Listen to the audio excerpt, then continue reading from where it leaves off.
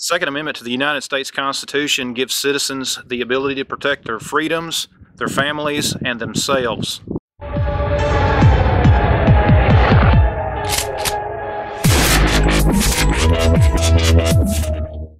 In recent decades, the Second Amendment has become very controversial. There are those who seek to limit Second Amendment rights by imposing strict gun control on citizens that have no effect on crime. To get a better understanding of the Second Amendment, it's important that we take the time to look at it in relation to the other amendments within the Bill of Rights. Gun control supporters will often take the Second Amendment and try to say that it is a collective right for all people and not an individual right. However, if we look to the Bill of Rights and compare the other amendments, we will quickly see that the Second Amendment is clearly an individual right.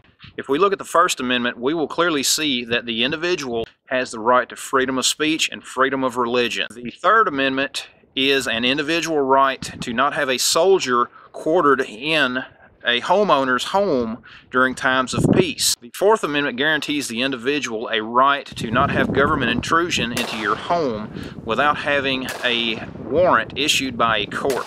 The Fifth Amendment, of course, is the individual's right to remain silent. The Sixth Amendment is an individual's right to a speedy trial. The Seventh Amendment is that an individual has the right to a trial by jury. The Eighth Amendment is that an individual has the right to be free from excessive bail. The Ninth and the Tenth Amendments are, of course, limits upon federal power and the rights of states. Gun control supporters often try to portray the Second Amendment as a collective right.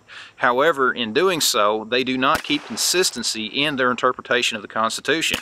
As we've seen, all of the other amendments are intended to be at an individual basis and an individual right for every citizen within the United States. The founders considered the amendments in the Bill of Rights as inalienable natural rights.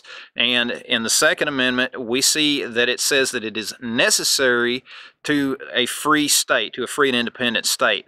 The founders considered it a necessary part of maintaining freedom from a tyrannical government. Some will try to say that the Second Amendment is just about hunting. However, if we look at American history and we look at the writings of the founders, it is quite clear that they intended the Second Amendment to be about protecting the individual's right from an oppressive government. It would be easy for me to stand here and simply read a lot of the quotes from the founding fathers on the Second Amendment.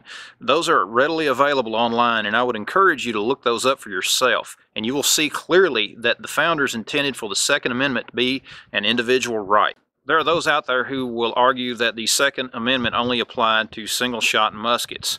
However, a quick study of history will reveal that pre-1800s there were a lot of individual craftsmen as well as manufacturers who were experimenting with semi-automatic firearms. The founders certainly knew that these firearms were available and that new technology would impact the firearm technologies of the future.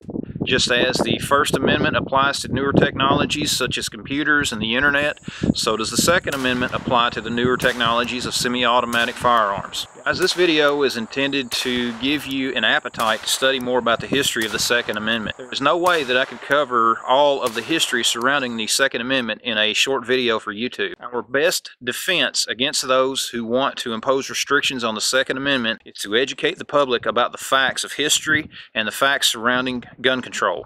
If you like this video, I would appreciate it if you would share it and try to use it as a discussion starter between others. Bring in the facts and teach others about the Second Amendment and its history. It's a great way to help protect our Second Amendment rights. And I would also encourage you to get involved in some of the groups such as the NRA, the Gun Owners of America, or other pro-Second Amendment groups to help spread the message and to protect our rights. If you like this video, I would appreciate it if you would share it with others. Also give it a thumbs up. Thanks for watching, and we'll see you next time.